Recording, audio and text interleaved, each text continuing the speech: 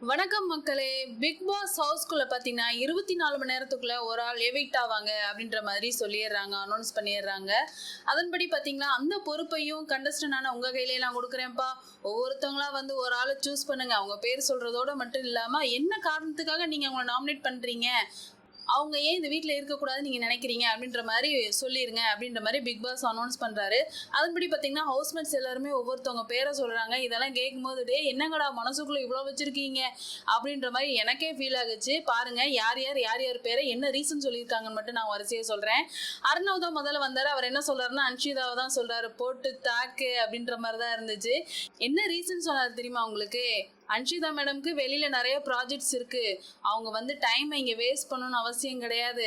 அவங்க வெளியில் போய் அவங்களுடைய கேரியரை நல்லா பார்க்கட்டும் அப்படின்ற மாதிரி சொல்லிட்டாங்க. உடனே பிக் பாஸ் ஒரு நிமிஷம் நிப்பாட்டு, நீ வெல்விசராலாம் யாரையும் நாமினேட் பண்ண அவசியம் கிடையாது. அவங்கள ஒரு சக போட்டியாளரை நினச்சி நீ ஒரு ரீசன் சொல்லி பார்ப்போம் அப்படின்னதுக்கு, இல்லை அன்ஷிதா வந்து நான் அந்த 24 hours பார்த்ததில் ஒரு இன்வால்மெண்ட்டே இல்லாமல் இருக்கிறா, ஒரு மாதிரி சீரப் ஆகி விளையாடாமல் என்னமோ உம்முனே உட்காந்துருக்கா, எதுலையுமே இன்வேல் ஆக மாட்டேங்கிறா, அதனால தான் சொல்கிறேன் போதுமா அப்படின்னு சொல்லிட்டு போய் உட்காந்துட்டாரு. சரி நீ அன்ஷிதாவை வந்து நீ நாமினேட் பண்ணணும்னு முடிவு பண்ணிட்ட, வெளியில் அனுப்பணும் முடிவு பண்ணிட்ட, ஓகே அதுக்கு ஒரு ரீசன் தேடிட்ட அப்படின்ற மாதிரி தான் ஃபீல் ஆச்சு. அதுக்கப்புறம் நம்மளுடைய ஆனந்தி அவங்க வந்தாங்க. அவங்க வந்துட்டு ஃபேட்மேன் ரவீந்திர அவரை தான் சொன்னாங்க. என்ன ரீசன் சொன்னாங்க அப்படின்னு பார்த்தீங்கன்னா, அவர் செம்ம மைண்டாக இருக்கார், செம்ம கால்குலேட்டிவாக இருக்கார். எல்லாத்தோட ட்ரிக்ஸையும் ஸ்ட்ராட்டஜியும் அவர் வந்து செம்மையாக கால்குலேட் பண்ணுறாரு. அதனால அவர் எனக்கு டஃப் காம்படிட்டராக இருப்பார், அதனால வந்து நான் அவரை நாமினேட் பண்ணுறேன் அப்படின்ற மாதிரி சொல்கிறாங்க. ஓகே அடுத்து விஷால் அவர் வந்தார். அவர் வந்துட்டு ஜாக்லின் உங்களை தான் நான் சொல்கிறேன் அப்படின்ற மாதிரி சொல்கிறார். அவர் என்ன ரீசன் சொன்னார் அப்படின்னு பார்த்தீங்கன்னா, அவங்க வந்து ஒரு டஃப்பான ஃபைட்டு கொடுப்பாங்க. ஃபர்ஸ்ட் வந்த உடனே வந்து நான் வந்து உள்ளே படுக்க மாட்டேன், வெளியில தான் படுப்பேன், என்னுடைய முடிவை எப்படி மற்றவங்க எடுக்கலாம், எனக்கான உரிமையை நான் போராடி வாங்குவேன் அப்படின்ற மாதிரி டஃப்பாக இருந்தாங்க, ஃபைட் பண்ணாங்க. அது மட்டும் இல்லாமல் அவங்க வந்து இது ஒரு ரீசனாக எடுத்துகிட்டு நான் போய் எதில் இன்வால்வ் ஆக மாட்டேன், அவங்களாம் போய் ஒரு குரூப் டிஸ்கஷன் பண்ணுறாங்கன்னா நான் போகணும் அவசியம் கிடையாது அப்படின்ற மாதிரி இன்வால்வ் ஆகாமல் வெளியில் நின்னது எனக்கு கொஞ்சம் அன்ஃபேராக இருந்துச்சு. அதனால நான் அவங்கள வந்து நாமினேட் பண்ணுறேன் அப்படின்ற மாதிரி சொல்லிட்டாங்க. அடுத்து ஜெஃப்ரி வந்தார். அவர் வந்துட்டு சாஞ்சனா அவரை தான் சொல்கிறாங்க. அவர் என்ன சொல்கிறாரு அப்படின்னா, நான் இந்த மாதிரி ஒரு கிளியர் மைண்டான ஒரு கேர்ளை வந்து நான் பார்த்ததே இல்லைங்க, அவள் அவ்வளோ ஒரு இன்டெலிஜென்ட்டான பொண்ணு, இவ்வளோ இன்டெலிஜென்ட்டான பொண்ணு எனக்கு வந்து காம்படிஷனாக இருக்கிறத நான் விரும்பலை, அதனால சஞ்சனா நான் உன்னை நாமினேட் பண்றேன் அப்படின்ற மாதிரி பேர் சொல்லிட்டு போறாரு. அட பாவிகளா அப்படின்ற மாதிரி இருந்துச்சு. அடுத்து பாத்தீங்கன்னா தர்ஷா அவங்க தான் வந்தாங்க. அவங்க வந்து இருந்துட்டு சத்யாவை தான் வந்து நாமினேட் பண்ணாங்க. இவங்க என்ன ரீசன் சொன்னாங்க அப்படின்னு பாத்தீங்கன்னா, அவர் சும்மா ஜாலியா ஃபன்னா அந்த மாதிரி மட்டும் இருக்கிறாரு, ஒரு சீரியஸ்னஸே இல்லை, கேம் விளையாட வந்திருக்கோம் நம்ம சீரியஸா இருக்கணும் அப்படின்னு இல்லாம எந்த ஜாலியா ஃபன்னா திரியிறாரு அப்படின்ற மாதிரி ரீசன் சொல்லிட்டாங்க. அடுத்து ஃபேட்மேன் அவர் தான் வந்தாரு. இவர் வந்து என்ன சொல்றாருன்னா வந்து, சாஞ்சனா நான் உங்களை தான் சொல்லுவேன், ஏன்னா வந்து நீங்க வாலண்டியரா வாயை விட்டுட்டீங்க, இந்த யாருக்குமே இந்த வாய்ப்பு வந்து ஈஸியாக கிடைக்கல, நீங்கள் என்னமோ வந்த உடனே வந்துட்டு நான் வெளியில் போகிறேன் அப்படின்னு சொல்லிட்டு காலையில் வாயை விட்டுட்டீங்க, அதனால வந்து நீங்க தான் அப்படின்ற மாதிரி பேரை சொல்லிட்டு போயிட்டாரு. போச்சா ஒருத்தர் எடுத்து கொடுத்துட்டாரா, இனி எல்லாரும் சாஞ்சனாவை தானே சொல்ல போறாங்க அப்படின்ற மாதிரி நமக்கு மைண்ட் ஆகுச்சு. அதே மாதிரி அருண் அவர் வந்தாரு. அருண் அவர் வந்துட்டு என்ன சொல்றாருன்னா, ஃபேட்மேனை தான் நான் சொல்றேன் அப்படின்னு சொல்லிட்டு, இதாங்களாம் வந்து கேமராவுக்கு முன்னாடி இருக்கிறவங்க, இவர் வந்து கேமராவுக்கு பின்னாடி இருக்கிறவரு, நாங்க வாய்ப்பு வாங்குற இடத்துல இருக்கோம், அவர் வாய்ப்பு கொடுக்குற இடத்துல இருக்காரு, அதனால அவருக்கு இது தேவையில்லை அப்படின்றாரு. உடனே பிக் பாஸும் சாரி சார் இது வந்து சரியான ரீசன் இல்லை, வேற ரீசன் சொல்லுங்க அப்படின்னு சொல்றாரு. இல்லை நான் சரியான ரீசன் தான் சொல்லியிருக்கேன், அவர் கேமராக்கு பின்னாடி இருக்காரு, நான் கேமராக்கு முன்னாடி இருக்கேன் அப்படின்றாரு.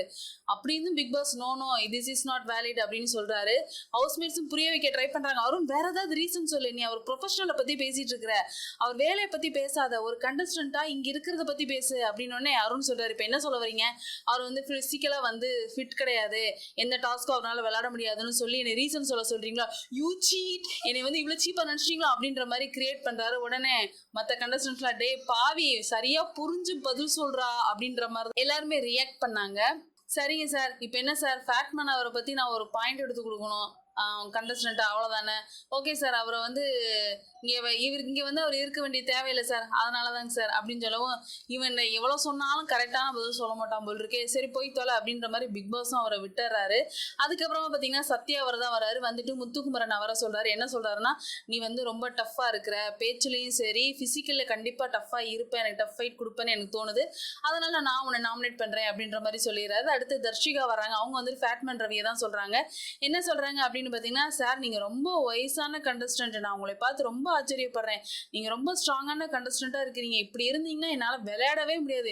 இவ்ளோ ஒரு ஸ்ட்ராங்கான கண்டஸ்டன்ட் இப்படி வந்து ஸ்ட்ராட்டஜிலாம் போட்டு உடைக்கிற ஒருத்தர் இருந்தாருன்னா என்னால விளையாடவே முடியாது. அதனால சார் நீங்க வந்து நாமினேட் உங்க பேரை தான் நான் சொல்லப் போறேன் அப்படின்ற மாரி சொல்லிர்றாங்க. அதுக்கடுத்து சௌந்தர்யா வராங்க. சௌந்தர்யா வந்துட்டு என்ன சொல்றாங்கன்னா, நான் வந்து அர்ணவ் தான் சொல்றேன். என்ன ரீசன்னா, அர்ணவ் வந்து அன்ஷிதாவோட நேம வந்து நாமினேட் பண்ணதுல எனக்கு வந்து சொன்ன ரீசன் எனக்கு வந்து வேலிடா இல்ல.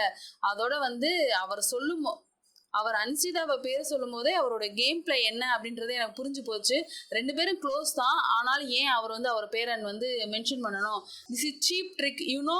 அதனால வந்து நான் வந்து அர்ணவ வந்து நான் நாமினேட் பண்றேன் அப்படின்ற மாதிரி சொல்லிட்டு போயிடுறாங்க. வா அப்படின்ற மாதிரி நமக்கு இருந்துச்சு. அதுக்கப்புறம் பார்த்தீங்கன்னா தீபக் வந்தார். தீபக் வந்துட்டு சாஞ்சனா நான் உன்னே தான் சொல்றேன். இந்த வீட்டில் இருக்கிற வீக் லிங்க்லாம் வந்து எனக்கு தேவையில்லை. அதனால வந்து நான் உன்னை வீக்காக நினைக்கிறேன்னு மட்டும் நினைக்காத. உன் வாயை நீ உளறிட்ட. அதனால நான் உன்னை தூக்குறேன் அப்படின்ற மாதிரி நாமினேட் பண்ணிட்டு போயிடுறாரு. அடுத்து அன்ஷிதா வராங்க. அன்ஷிதா என்ன சொல்றாங்கன்னா, சாஞ்சனா நான் உன்னைதாம்மா சொல்றேன். ஏன்னா நீ வாலண்டியரா வந்து நான் வெளியில போறேன்னு சொன்னது தப்பு. உன் வாயிலேருந்து அப்படி வந்திருக்க கூடாது. இது எவ்வளவு பெரிய வாய்ப்பு தெரியுமா? இது எவ்வளவு பெரிய கஷ்டப்பட்டு வர்றாங்க தெரியுமா? நீ என்னமோ ஈஸியா வந்த மாதிரி நான் ஒரே நாள்ல போறதுனா கூட நான் போயிடுறேன்னு சொல்லிட்டேன். அதனால நீ வந்து போயே ஆகணும் அப்படின்ற மாதிரி சொல்லிடுறாங்க. அடுத்து முத்துக்குமரன் வந்து இருந்துட்டு ஜாக்லினை சொல்றாங்க. ஜாக்லினுக்கு என்ன ரீசன் சொல்றாங்க அப்படின்னு பாத்தீங்கன்னா, இவங்க வந்து ஃபர்ஸ்ட் டே வரும்போது நல்லா ஸ்ட்ராங் கண்டென்ட் போலப்பா, என்னமா போராடுறாங்க அப்படின்ற மாதிரி இருந்துச்சு. அதுக்கப்புறம் பார்த்தா அடுத்த நாளே அவங்க டீம்ல உட்காந்து டிஸ்கஷன் பண்ணிட்டு இருக்காங்க. அப்பயே தெரிஞ்சு போச்சு இவங்க அந்த இடத்துல உடஞ்சு போயிட்டாங்க. இவங்க சரியான கன்ஃபியூஸ் மைண்ட்ல இருக்கிறாங்க. ஸோ இவங்கன்னா ஒருத்தான ஆளே கிடையாது அப்படின்ற மாதிரி சொல்லி ரீசன் சொல்றாங்க. இதுல ஜாக்லின் அவங்களுக்கு என்னங்கடா அது, இப்படி போனாலும் கொத்தம் சொல்றீங்க, அப்படி போனாலும் குத்தம் சொல்றீங்கன்ற மாதிரி பார்த்தாங்க. அதுக்கப்புறம் பார்த்தீங்கன்னா பவித்ரா வந்தாங்க. அவங்க வந்து அர்ணவ தான் சொல்றாங்க. அர்ணவ பத்தி என்ன சொல்றாங்க அப்படின்னு பார்த்தீங்கன்னா, அவர் வந்து கேம்குள்ளேயே இல்லைங்க, வேற ஏதோ ஒரு நினப்புல இருக்காரு. அதனால வந்து அர்ணவ் அப்படின்ற மாதிரி சொல்லிடுறாங்க. அதுக்கடுத்து சுனிதா வராங்க. சுனிதா வந்துருந்துட்டு ஜாக்லினோட பேரை தான் சொல்றாங்க. அவங்க என்ன ரீசன் சொல்றாங்க அப்படின்னு பார்த்தீங்கன்னா, அவங்க வந்து ஜாக்லின் வந்ததுலேருந்தே வந்து ரொம்ப இஷ்யூ வந்து கிரியேட் பண்ணிட்டாங்க. எல்லாருமே டயர்டா இருந்தோம். அந்த டைம்ல கூட உட்காந்து இருந்துட்டு நான் உள்ள வந்து படுக்க மாட்டேன் அப்படின்னு சொல்லிட்டு அடம் பிடிச்சாங்க. அதுக்கடுத்து நாங்க வந்து சரி இதுதான் முடிவு, கொஞ்சமாவது ஒத்துழைமா அப்படின்னு சொன்னாலும் கேட்காம, இல்ல நான் வந்து டிஸ்கஷன் வர மாட்டேன், என்னை யாரும் கன்வின்ஸ் பண்ணல அப்படின்ற மாதிரிலாம் ரொம்ப பேசிட்டாங்க. அது எனக்கு கொஞ்சம் கஷ்டமா இருந்துச்சு அப்படின்ற மாதிரி சொல்லிட்டாங்க.